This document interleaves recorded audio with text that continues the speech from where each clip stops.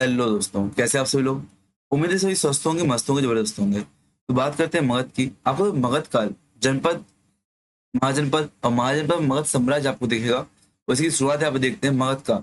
मगध को लेकर आपको ऋग्वेद में नहीं मिलेगा, आपको कहाँ मिलेगा? अथर्ववेद में मिलेगा। ऋग्वेद में आपको कीकट राजवंश के नाम से एक उल्लेख मिलता है, जिसके जो शासक है परमागंध माने जाते हैं। इसी को हम अप्रत्यक्ष रूप से मगध जाति का उल्लेख मान लेते हैं। ठीक है, जो कीकर जाति थी मगध क्षेत्र में निवास करती थी। ठीक है, तो अप्रत्यक्ष उल्लेख आपको जरूर मिल जाएगा मगध का। बट मगध राज्य का आपको प्रत्यक्ष उल्लेख ऋग्वेद में देखने को नहीं मिलेगा। जो मिलेगा आपको कहाँ मिलेगा?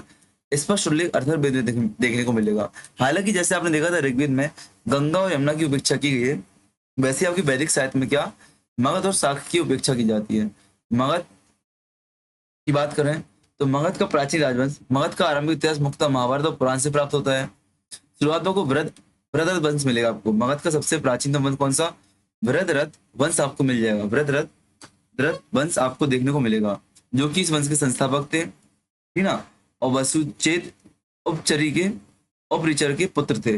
वसुचदी उपरिचर के पुत्र थे। इस बात को आपको याद रखना है, इस बात को आपको याद रखना है।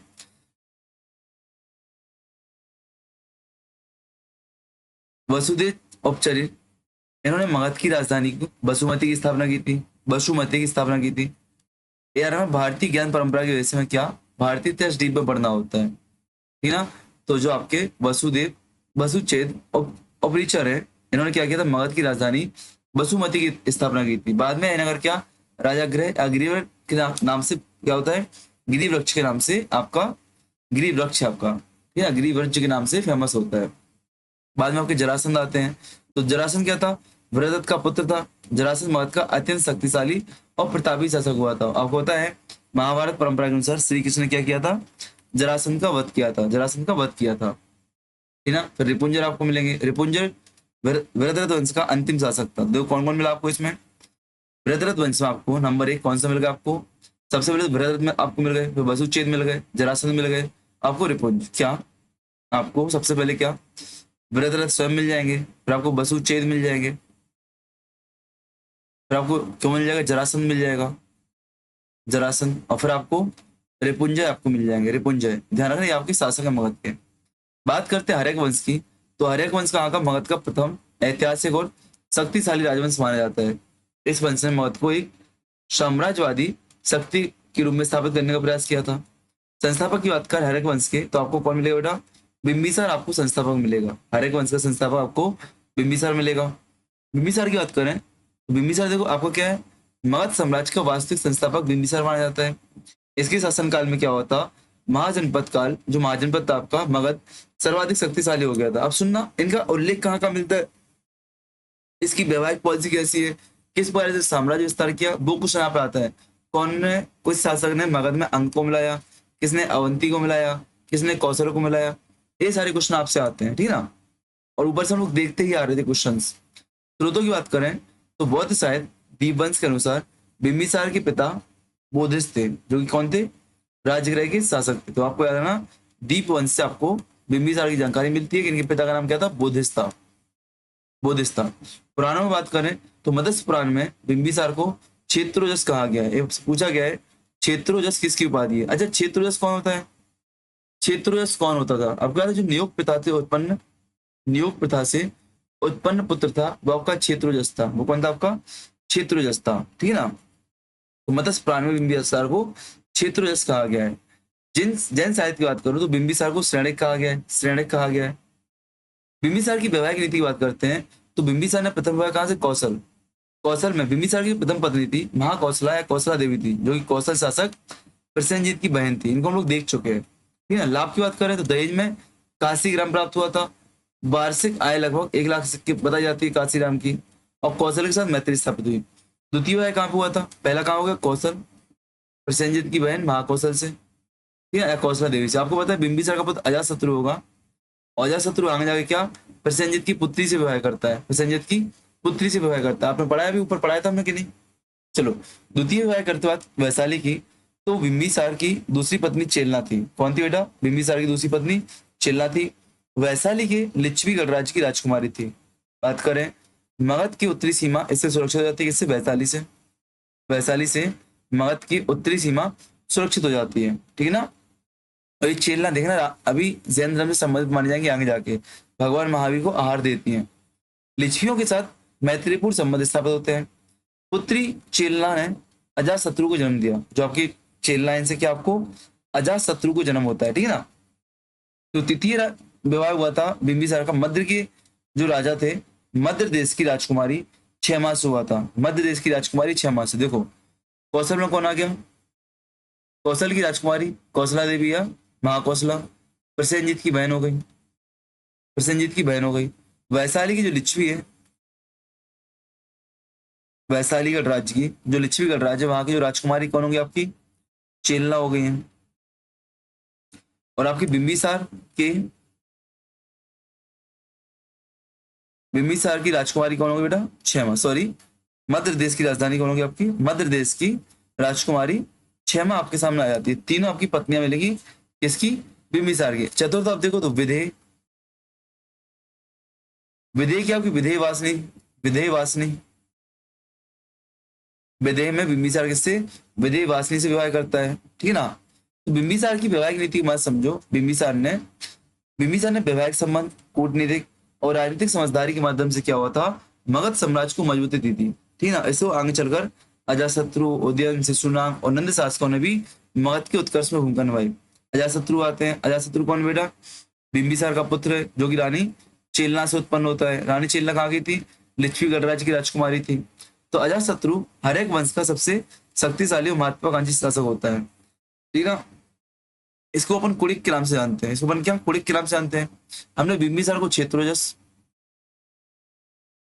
मत्स्य पुराण में, श्रेणिक जैन ग्रंथों में, श्रेणिक जैन ग्रंथों में, और बौद्ध ग्रंथों में किस नाम से बेटा, बौद्ध ग्रंथों में हमने देखा था किस नाम से, दीपवंश बोधिस। इसके पिता का नाम बोधिस था। क्या नाम था, बोधिस था, ठीक है ना। ऐसे हमने बिंबिसार के नाम देखे थे अभी। अब तो अजातशत्रु की बात करते हैं, तो पिता बिंबिसार है, ठीक है ना। साम्राज्य नीति, तो अजातशत्रु ने अपनी विस्तारवादी नीति के अंतर्गत कौशल कौशल और वज्जी संघ को मगध साम्राज्य में मिलाया था। आपको बताया था, कौशल की एक कहानी बताई थी मैंने, कि जब अजातशत्रु गद्दी बैठता है, अजातशत्रु अपनी गद्दी बैठता है, तो जो कौशल के शासक प्रसेनजीत है, इनसे भाई साहब वार्तालाप करता है, युद्ध की स्थिति बनती है। प्रसेनजीत क्या करते हैं, माहौल शांत करने के लिए अपनी पुत्री का विवाह किससे, अजातशत्रु से करवा देते हैं। जब प्रसेनजीत पर कोई आक्रमण करता है, याद करो किसने आक्रमण किया था, दक्षिण से किसने आक्रमण किया था। जब प्रसेनजीत पर कोई आक्रमण करता है तो भागकर कहाँ पहुंचते हैं, राजगृह पहुंचते हैं। वहां पर इनकी डेथ हो जाती है। फिर अजातशत्रु कौशल को अपने अंतर्गत मिला लेता है, याद है कि नहीं याद है, ठीक है। और वज्जी संघ को मगध साम्राज्य में लाता है। तो वज्जी संघ के विरुद्ध युद्ध, तो वज्जी संघ उस समय उत्तर भारत का सबसे शक्तिशाली गणतंत्र था। अजातशत्रु के दो मुख्य मंत्री थे, सुनिधि और वत्सकार। सुनिधि और वत्सकार, इन दोनों ने कूटनीतिक प्रयोग करते हुए लिच्छवियों ने फूट उत्पन्न की थी, और फलस्वरूप वज्जी संघ की एकता कमजोर हुई थी और मगध को विजय प्राप्त हुई थी। यानी वत्सकार वही है जो गौतम बुद्ध से मिलने जाते हैं और गौतम बुद्ध सलाह देते हैं, साहब ऐसे ऐसे आपको क्या करना पड़ेगा, वज्जी संघ को जीतना पड़ेगा, ठीक है ना। बताते कौन, गौतम बुद्ध। तो वत्सकार को भेजते कौन, पूछा अजातशत्रु कौन सा मंत्री, वत्सकार वहां पे जाता है। वैशाली पर आक्रमण करते हैं, वैशाली पर।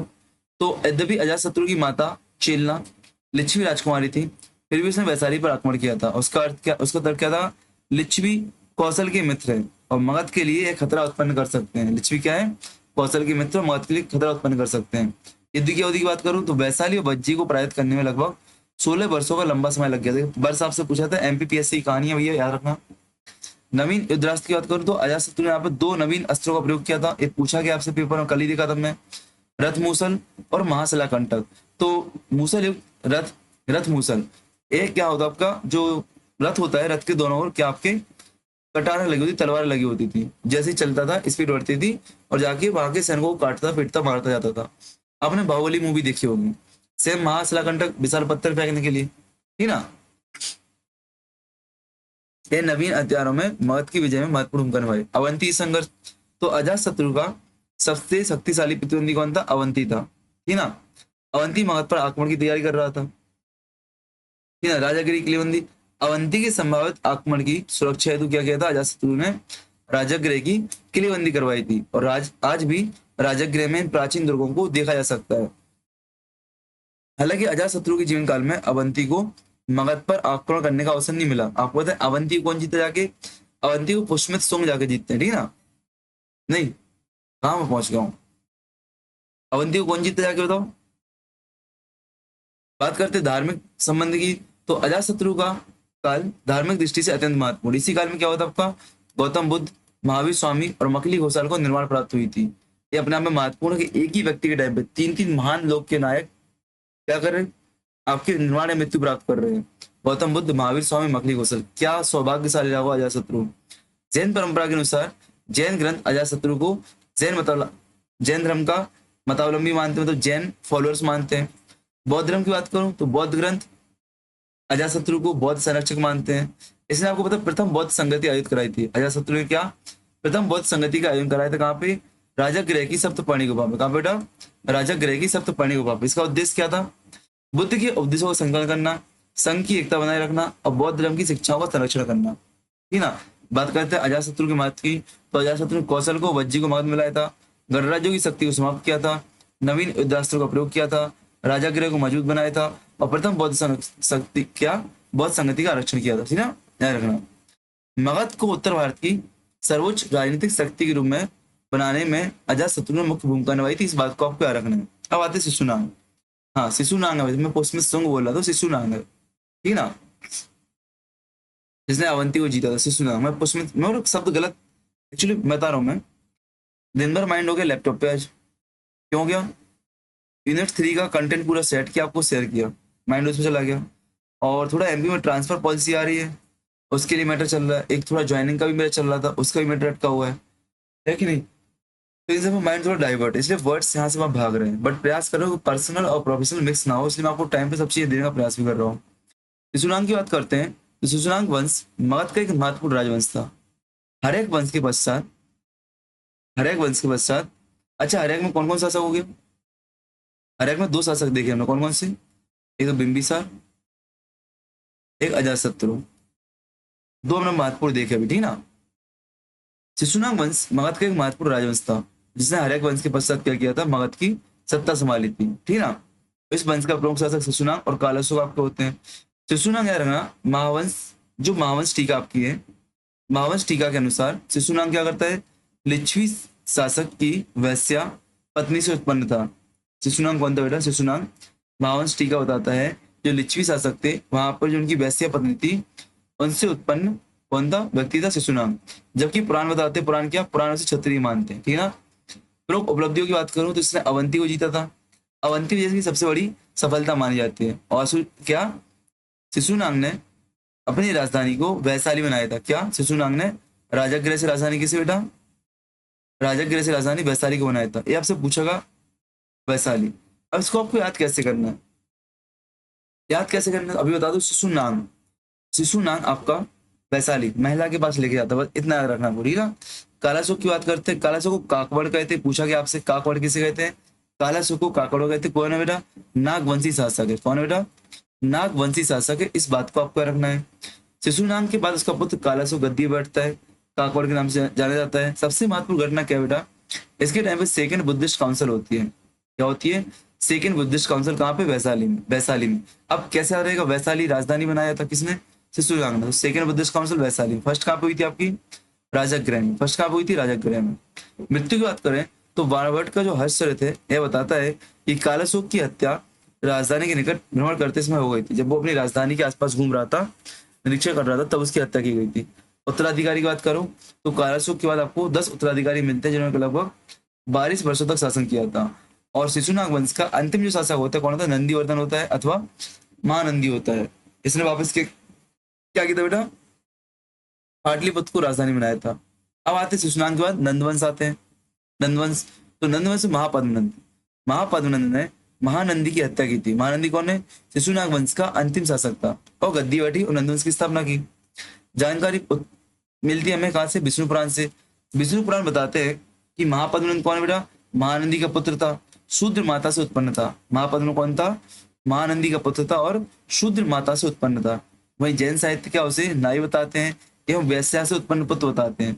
महाबोधि वंश कौन बताते हैं, महापद्मनंद को उग्रसेन नाम से बताया गया, कहाँ पे, महाबोधि वंश में। इसलिए एक बार पूछा गया था पीएससी में कि आपका नंद वंश का संस्थापक कौन है, और वहां पे आपका महापद्मनंद नहीं लिखा था, उग्रसेन नाम आया था, तो उग्रसेन आपको याद रखना, नहीं ना। उपाधियों की बात करूं तो सर्व छत्रांतक इसकी उपाधि है, क्षत्रियो का नाश करने वाला। भार्गव अर्थात दूसरा परशुराम। एकराट अर्थात एक मात्र सार्वभौमिक शासक है, एक मात्र सार्वभौमिक शासक कहा जाता है, ठीक है ना। तो इसकी उपाधियां रखना, सर्व छत्रांतक, क्षत्रियो को विनाशक। भार्गव अर्थात दूसरा परशुराम। एकराट अर्थात एकमात्र सार्वभौमिक शासक, एकमात्र सार्वभौमिक शासक इसको कहा जाता है, ठीक है ना। किसको, किसको, महापद्मनंद को। ये उपाधि आपसे पूछी गई। सर्व छत्रांतक मतलब क्षत्रियो का नाश करने वाला। भार्गव था दूसरा परशुराम। क्यों? परशुराम एक ऐसे व्यक्ति हैं जिन्होंने क्या किया था, क्षत्रियो का वध किया था। आपने रामायण देखी होगी, तो रामायण में आपको बताया गया परशुराम का आविष्कार, है कि नहीं। चलो आगे बढ़ते हम लोग।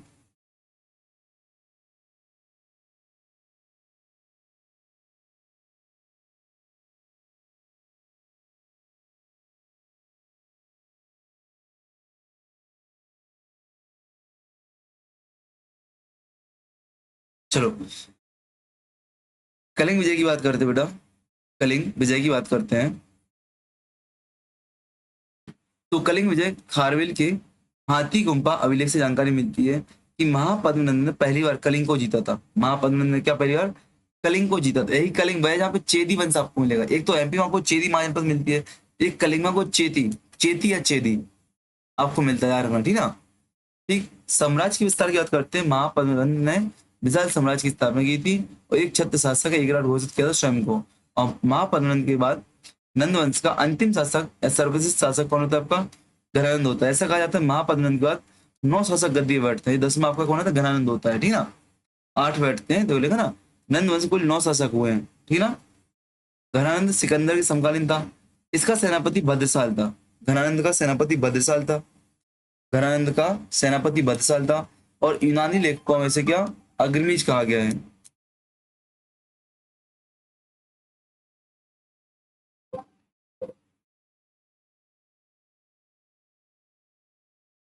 तो ना, यूनानी लेखकों में से क्या अग्रमीज कहा गया किसको? घनानंद को। इस बात को रखना। और घनानंद का सेनापति का नाम है भद्रसाल। कहीं पढ़ते नहीं आप लोग, एक नया नाम है तो याद रखना पड़ेगा भद्रसाल। क्या? भद्रसाल, ठीक है ना। और नंदवंश के पतन की बात करते हैं तो घनानंद को चंद्रगुप्त मौर्य ने अपने गुरु चाणक्य की सहायता से पराजित किया था। इस बात को आपको रखना है। यहाँ पे अलग अलग कहानियां प्रचलित है। घनानंद का अपना अपमान हुआ था, ठीक है ना। बहुत सारी एक कहानी आपकी ऐसी प्रचलित है बेटा, क्या कि यहाँ पे जब घनानंद चाणक्य आपके, जब यहाँ पे सिकंदर आक्रमण करते हुए आ रहा था, तो तक्षशिला का जो आचार्य थे चाणक्य कहाँ पहुंचते हैं? घनानंद के दरबार पहुंचते हैं। घनानंद क्या करते हैं? चाणक्य का अपमान कर देते हैं और चाणक्य कसम खा के जाते हैं हम आपका सर्वनाश कर देते हैं। और जब चाणक्य यहाँ पे जाते हैं तो चंद्रगुप्त मौर्य को अपना क्या बनाते हैं? शिष्य बनाते हैं और राजा की लालच देते हैं, आपको राजा बनाएंगे, और राजा बना देते हैं। और आसपास के जितने और छोटे छोटे शासक थे, छोटे छोटे शासक हैं, इन सबको भय पैदा करते हैं कि आपके दरवाजे पर कहाँ का? मगध का शासक खड़ा हुआ चंद्रगुप्त मौर्य, जो कि आपसे संधि करना चाहता है। एक हाथ में तलवार लिए हुए, एक हाथ में फूल लिए हुए हैं। आप जिससे स्वागत करना चाहो उससे स्वागत कर लो, चाहे फूल से चाहे तलवार से। तो मोस्टली लोग डर जाते हैं और क्या करते हैं? चंद्रगुप्त मौर्य से संधि करते हैं। और संधि करते हैं, इसी प्रक्रम में क्या होता है? यहाँ पे सिकंदर की सेना भी क्या होती है? भय खाई बैठी होती है कि यहाँ पे कोई मगध में ऐसा जानवर है जो इंसानों को दबा देता है, कुचल देता है, ऐसा कर देता है, वैसा कर देता है। तो वहां पे इनसे डर जाते हैं ये लोग भी, ठीक है ना। तो आपस में आप इन दोनों के बीच समझौता हो जाता है। अलग अलग कहानियां फेमस हैं। कई लोग बताते हैं चंद्रगुप्त मौर्य ने पहले नंदों को हराया था, फिर जाके सिकंदर से संधि की थी, ठीक है ना। बट अलग अलग कहानियां फेमस है। आपको मिथक पे चर्चा नहीं करनी, फैक्ट पे चर्चा करनी है पीएससी के लिए बस, ठीक है ना। इससे के साथ ही क्या हुआ? नंद वंश का अंत हो जाता है और मौर्य साम्राज्य समाप्त हो जाते हैं। कौन कौन से बन जाए बेटा? हर्यक वंश आया, शिशुनाग आया, नंद आया और मौर्य आया। अब मौर्य को हम लोग पढ़ने वाले हैं अभी। क्या? मौर्य वंश को हम लोग पढ़ेंगे कहाँ से? चंद्रगुप्त मौर्य से, जो कि आपका यूनिट 3 का पार्ट है। किसका बेटा?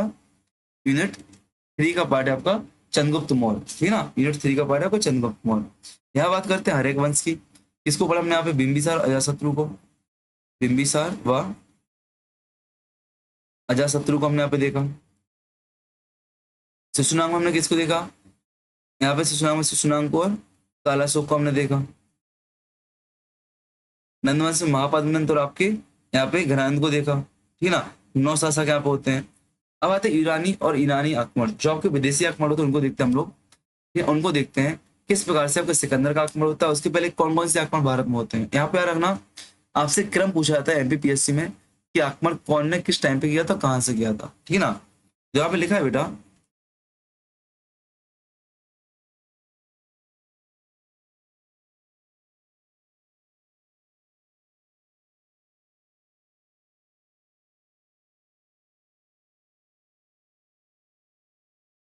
एक मिनट रुकना।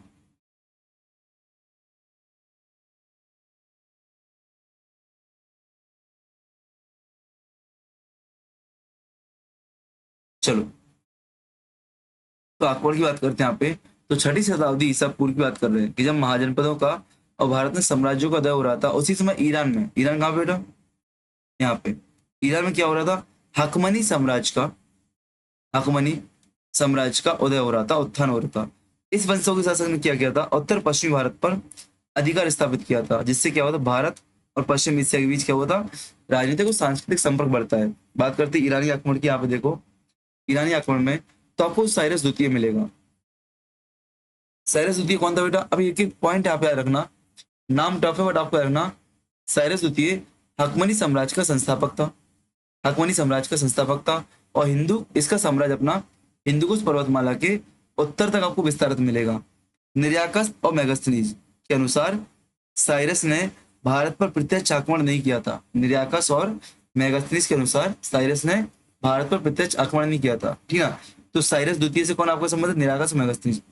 प्लिनी के अनुसार साइरस ने कपिसा नगर को नष्ट किया था, और जेरोफोन के ने साइरस की जीवनी साइरोपीडिया लिखी है। क्या, साइरोपीडिया, आपसे पूछेगा साइरोपीडिया किसकी बुक है बेटा, जेनोफोन की है। किसके बारे में कहानी है, साइरस द्वितीय, साइरस द्वितीय, साइरस फर्स्ट नहीं है, साइरस द्वितीय है, याद रखना। और इससे कौन कौन सा संबंध हो गया, नियार्कस, मेगास्थनीज, पिल्ली और जेरोफोन। ये तीन नाम आपको याद रखना है, तीन नाम आपसे पूछे गए हैं, ठीक है ना। डेरियस प्रथम आते हैं, डेरियस प्रथम है, डारा प्रथम। तो साइरस के बाद डेरियस प्रथम शासक बनता है। इसकी प्रथम विजय सिंधु, गंधार और कम्बोज क्षेत्र पर होती है। अब देखो, अगर मैप बनाओ तो सिंधु कहाँ पे, सिंध प्रांत, आपका कम्बोज यहाँ पे था, आपका गंधार आपका ये था। तो इस प्रांतों को जीतते कौन, आपके डेरियस प्रथम, डेरियस प्रथम। हेरोडोटस का उल्लेख मिलता है, हेरोडोटस के अनुसार हकमनी साम्राज्य का 20वां प्रांत था। कौन, आपका सिंध प्रांत क्या था, उत्तर पश्चिम भारत, हकमनी साम्राज्य का 20वां प्रांत था। ईरानी शासक को यहाँ से 360 टैलेंट सोना प्राप्त कर के रूप में होता था। क्या, प्रति वर्ष आपको 360 टैलेंट सोना आपको प्राप्त होता कर के रूप में। टैलेंट क्या, उस टाइम पे सोने मापने की इकाई होगी, ठीक है ना। लोग अभिलेख की बात करूँ तो आपको बेहस्ती अभिलेख मिलता है, फारसी पुलिस अभिलेख मिलता है, और नक्श ए रुस्तम अभिलेख मिलता है, जो कि आपको भारत और ईरानी संबंध की जानकारी देता है, भारत और ईरानी संबंध की जानकारी देता है। तो पहला कौन हो गया, साइरस प्रथम, साइरस द्वितीय हो गया। फिर आपका डेरियस है, दारा हो गया, डेरियस प्रथम हो गया आपका। अब बात करें स्काईलैक्स का अभियान। तो 517 ईसा पूर्व में डेरियस ने अपने नौसैनिक अधिकारी स्काईलैक्स को सिंधु नदी की मुहाने की खोज करने भेजा था। आपसे पूछा गया है स्काईलैक्स किसका नौसैनिक अधिकारी था, किसका था बेटा, डेरियस प्रथम का था। किसका था, याद रखना, डेरियस प्रथम का था। किसका था, डेरियस प्रथम का था। इस बात को आपको याद रखना है, ठीक है ना, ये आपसे पूछा गया इसलिए मैंने आपको बता दिया। बात करते हैं इस अभियान में भारत और ईरान के बीच क्या हुआ था, समुद्री संबंध स्थापित हुए थे, ठीक है ना, इस बात को आपको रखना है। बात करते हैं जरक्सिस छयार्स, जैरक्सिस या छयार्स। तो देखो पहले कौन आ गया, साइरस द्वितीय आ गया, फिर आपका डेरियस आ गया। साइरस द्वितीय में तीन नाम देखे थे, पिलनी देखा था, नियारकस देखा था, जेनोफोन देखा था, मेगास्नीस देखा था। हमने डेरियस में क्या देखा, स्काईलैक्स का नाम देखा, स्काईलैक्स का नाम देखा, और हेरोडोटस का नाम देखा। अब आते जर्किस। तो डेरियस का उत्तराधिकारी छयास था, जेरक्सिस था। कहा जाता है कि भारतीय क्षेत्रों में अहोर मजदा की पूजा को प्रोत्साहित किया था। किसको, अहोर मजदा की पूजा को प्रोत्साहित किया था, किसने, जेरक्सिस ने, जेरक्सिस ने। यूनान के विरुद्ध युद्धों में उसने भारतीय सैनिकों की सहायता ली थी, और 465 ईसा पूर्व इनकी हत्या कर दी थी। इसका गद्दी बात है एंथरजीस, एंथरजीस। जेरक्सिस के बाद एंथरजीस आपका शासक बनता है, और इसका वैद कौन था, टेसियस था, राजवैद। आपसे पूछा गया है टेसियस का संबंध किससे था, टेसियस का संबंध किससे था बेटा, एंट्रकजिस, एंट्रा अर्थराक्सिस या अंतराक्सिस से, अंतराक्सिस से आपका संबंध था। मेरा उच्चारण थोड़ा गंदा है बोलने में, मेरे को पता नहीं क्या है इस चीज के शब्दों को, मेरा बहुत गंदा उच्चारण है। अब आते दारा द्वितीय, डेरियस तृतीय, डेरियस तृतीय, दारा तृतीय। हकमनी साम्राज्य का अंतिम शासक था। अरविला का युद्ध में अलेक्जेंडर पराजित, जो यूनानी शासक था आपका अलेक्जेंडर पराजित, इन्हें पराजित किया था। तो देखो आपको एक मैप बना रहा हूं मैं यहाँ पे, ये आपका इंडिया का मैप है, यहाँ गंधार कम्बोज वाला एरिया है। यहाँ पे आप जाओगे तो आपको पहले मिलेगा ईरान, इराक, ठीक है ना। फिर आपको यहाँ आगे जाके मिलेगा आपको यूरोप, यूरोप। ये आपके यूनान कहलाएगा, यूनानी शासक।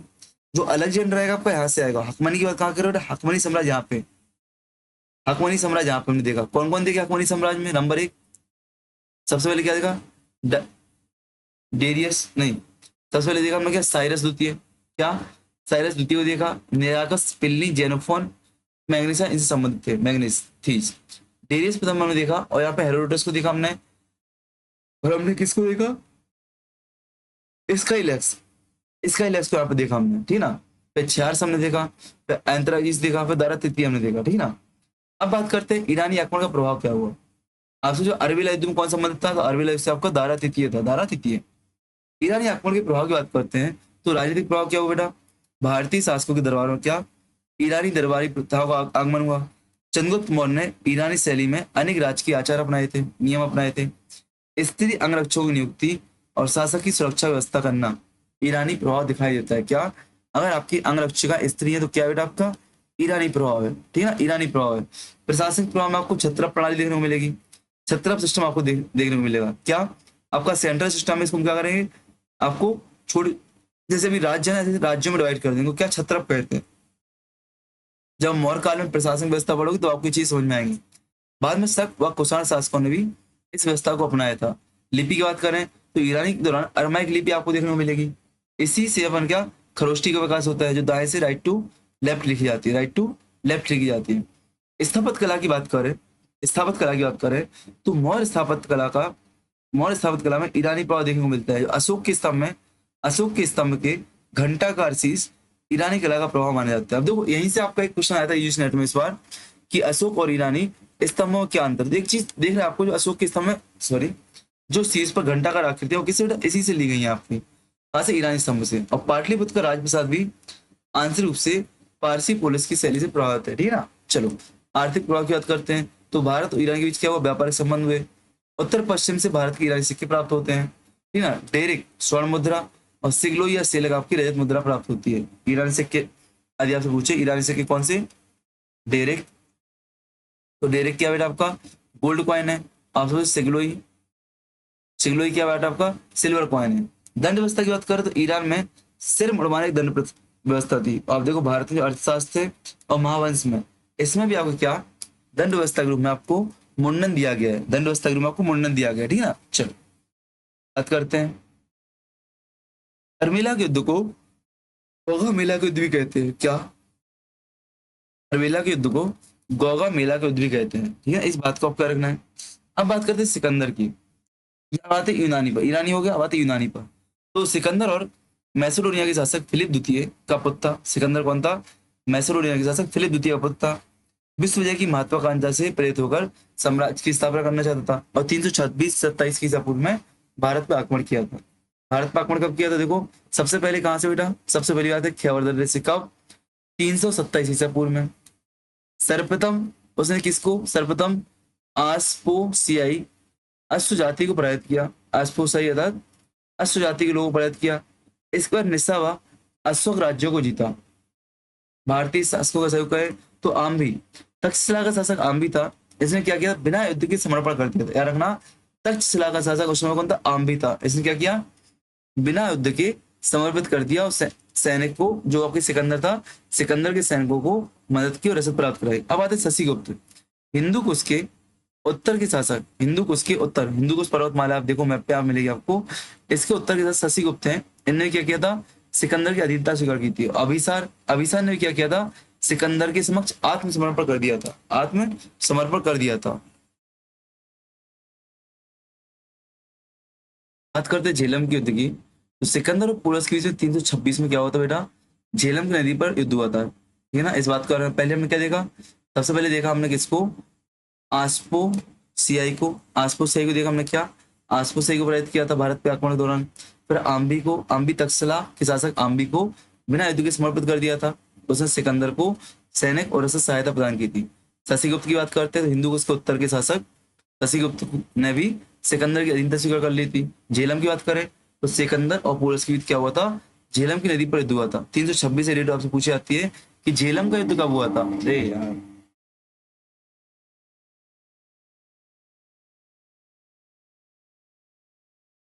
आपसे डेट पूछी जाती है कि झेलम का युद्ध कब हुआ था, तो इसको अपन हाई डे पीसीस का युद्ध भी बोलते हैं, हाई डे पीसीस का युद्ध भी बोलते हैं, बोला था ना, हाई डे पीसीस का युद्ध भी बोलते हैं, झेलम का युद्ध भी बोलते हैं। 326 हुआ था, किसके मध्य, सिकंदर और पोरस के मध्य, सिकंदर और पोरस के मध्य हुआ था। परिणाम क्या हुआ था, पोरस पराजित हुआ था, बट पोरस की वीरता से प्रभावित होकर सिकंदर ने उसका राज्य वापस लौटा दिया था और उसने उसे अपना क्या सहयोगी बना लिया था। सिकंदर के द्वारा बसाए गए नगर बुकेफाल, बुकेफाल आपका उसके घोड़े के नाम पे था, घोड़े का नाम क्या था, बुकेफेलस। और निकाइया पुरस पर विजय की स्मृति में इसने क्या निकाइया नामक राज्य स्थापित किया था। आगे के अभियान बात करें तो चिनाव एवं रावी नदी के बीच स्थित गिलगनी कोई तथा छोटे पारस पोरस के राज्य को जीता, संगल राज्य को नष्ट कर दिया। व्यास नदी पर विद्रोह, देखो जब सिकंदर की सेना व्यास नदी तक पहुंची तो क्या हुआ, सैनिकों ने आगे बढ़ने से इनकार कर दिया। कारण क्या था भैया, लगातार युद्ध के वजह से थक गए थे, ठीक है, मगध की विशाल सेना का भय था और अपने स्वदेश वापस लौटना चाहते थे, अपने बीवी बच्चों से मिलना चाहते थे। इसके परिणामस्वरूप क्या होता, सिकंदर वापस लौटता है। अब यार वहाँ वापसी के समय उसने अनेक जनजातियों को पराजित किया था, सिबोई, मालव, ये मालव वही है जो प्रवास करके कहाँ पहुंचते हैं, एमपी के मालवा क्षेत्र में पहुंचते हैं। शूद्रक, कठ, मुसिकनोई, असिकनोई इत्यादि इत्यादि जनजातियों को पराजित किया था। मसाका घटना आपसे पूछा जाता है, मसाका घटना, तो अस्किनोई की राजधानी मसागा थी। सिकंदर ने लगभग 7,000 लोगों को घेर लिया था। दिन में क्षमा का आश्वासन दिया और रात में उसकी हत्या करवा दी। मसागा घटना, मसागा घटना, मसागा घटना आपसे पूछ सकता है क्या है। सिंधु नदी की बात करें तो सिंधु नदी पर पुल, ओहिंद में सिंधु नदी पर पुल का निर्माण करवाया था। मालवा से संघर्ष के दौरान सिकंदर गंभीर रूप से घायल हुआ था, यह चोट बाद में उसकी मृत्यु का एक कारण भी बनती है। सिकंदर की मृत्यु कब होती है, 323 ईसा पूर्व में बेबीलोन में होती है, ठीक है ना, बेबीलोन में होती है। सिकंदर की सफलता के कारण क्या थे बेटा, भारत में क्या था, राजनीतिक विखंडन था, केंद्रीय सत्ता का अभाव था, राज्यों में आपसी प्रतिबद्धता थी, ठीक है ना। लेकिन सिकंदर क्या था, सिकंदर अपने आप में प्रशिक्षित था और अनुशासित सेना लेके घूम रहा था। उत्कृष्ट सैन्य तो स्वयं अपने आप में महान था, भारतीय शासकों का उसको सहयोग मिल रहा था और कुशल उसकी क्या थी, प्रशासनिक क्षमता थी। इस वजह से क्या होता है, वो भारत में जीतता जाता है, जीतता चला जाता है, ठीक है ना। तो इनको यार क्रम याद करना और डेट याद रखना, 327 और 326 याद रखना, खैबर धर याद रखना, आम्बी शशि गुप्त और आपके अभिसार याद रखना। फिर आगे जाके आपको बुखेपाल निकाय याद रखना है, आपको ब्यास नदी का मैटर आपको याद रखना है, ठीक है ना। नगासा घटना आपको याद रखनी, मगासा मगासा घटना आपको याद रखनी है, ठीक है। चलो आगे बढ़ते हैं अपन लोग। सिकंदर के आक्रमण के प्रभाव की बात करते हैं तो राजनीतिक प्रभाव, भारतीयों में राजनीतिक एकता की भावना की कमी विकसित हुई, राजनीतिक एकता की भावना विकसित हुई। बाद में चंद्रगुप्त मौर्य ने अखिल भारतीय साम्राज्य को स्थापित किया। सैन्य प्रभाव, भारतीय सैन्य कमजोरियां उजागर हुई, अश्व सेना का महत्व बढ़ गया। नगरीकरण, सिकंदर ने अनेक नगर बसाए थे, एक तो निकासिया देख लिया, एक बुकेफाल देख लिया, एक अलेक्जेंड्रिया आपका हो गया, क्या होगा, अलेक्जेंड्रिया आपका हो गया, बुकेफाल, निकाइया, अलेक्जेंड्रिया, एक ही आपके सिकंदर के द्वारा बसाए गए नहर है। व्यापारिक प्रभाव की बात करें तो भारत और यूनान के बीच क्या जलमार्ग और स्थलमार्ग आपको देखने को मिलेगा कि जलमार्ग एक जलमार्ग खो जाता और 3 स्थलमार्ग खो जाते। देखो यहाँ पे लिखा है नियारकस, नियारकस। सिकंदर ने अपने नौसैनिक अधिकारी, अब देखो एक स्काईलैक्स है, क्या बेटा, स्काईलैक्स कौन था, हकवानी शासक, हकवानी शासक जो आपका एंट्री की नहीं, हकवानी शासक जो आपका डेरियस प्रथम था उसका सेनापति था। हकवानी शासक डेरियस प्रथम का सेनापति, कौन सा, नौसैनिक सेनापति, नौसैनिक अधिकारी जो कि भारत की खाड़ी और भारत के मध्य समुद्री मार्ग की खोज करता है। और निराकस, निराकस आपका सिकंदर का नौसैनिक अधिकारी है। इसको क्या सिंधु के मुहाने से फरात नदी तक समुद्र मार्ग खोजने हेतु भेजते हैं और इससे क्या होता है, भारत के पश्चिम एशिया के साथ समुद्री संबंध और मजबूत होते हैं। इतिहास लेखन की बात करें, 326 ईसा पूर्व भारतीय इतिहास लेखन में महत्वपूर्ण तिथि मानी जाती है क्योंकि इसके बाद भारतीय इतिहास में कालक्रम अपेक्षाकृत स्पष्ट और क्रमबद्ध हो जाता है। सिकंदर के साथ कौन कौन से विद्वान आए थे, तो देखो निराकस कौन था, नौसैनिक अधिकारी था। अरिस्टोबुलस कौन था, भारत संबंधी विवरण लिखते हैं। हिस्ट्री ऑफ द बार इसकी बुक का नाम है, क्या, history of bar, history of बार इसकी बुक का नाम है। एनास्टिकस, एनास्टिकस आपका आता है जो कि आपका सिकंदर की जीवनी लिखता है। एनास्टिकस आपका लिखता है सिकंदर की जीवनी, ठीक है ना। इस बात को अगर नियारकस, अरिस्टोबुलस, एनास्टिकस आपका सिकंदर की, सिरगिटस, सिरगिटस सिकंदर की जीवनी लिखता है। आपको पता है अपन सब बोलने में कमजोर क्यों हो रहे हैं, हम लोग बोलने में, अपन लोग बोलने में कमजोर क्यों हो रहे हैं, चाहे हिंदी हो चाहे इंग्लिश हो, बोलने में कमजोर इसलिए हो रहा है अपना बोलना बहुत कम हो गया है, टाइप करना ज्यादा हो गया अपना और सुनना ज्यादा हो गया, बट बोलना अपना बहुत कम हो गया। अपन लोग बोल नहीं रहे ना, जैसे अपन चीजें बोल नहीं पा रहे हैं। और जब बोलेंगे नहीं तो कुछ अच्छा कर नहीं पाएंगे, ये गारंटी है। तो बोलने, तो क्या करो बेटा, बोलने का बहुत ज्यादा प्रयास करो। क्या करो? बोलने का बहुत ज्यादा प्रयास करो, ठीक है ना। बोलना आपके लिए बहुत जरूरी है।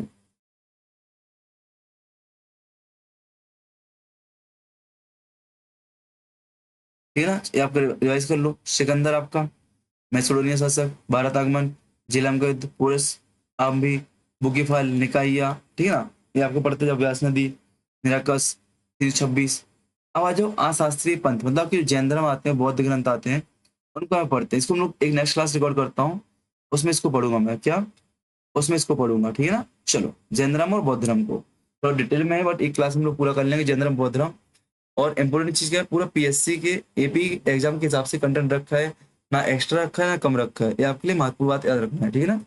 थोड़ा स्पीड में चल रहा हूँ मैं, मेरा बोलने का तरीका स्पीड है, तो आप लोग क्लास को थोड़ा स्लो में देखा करो।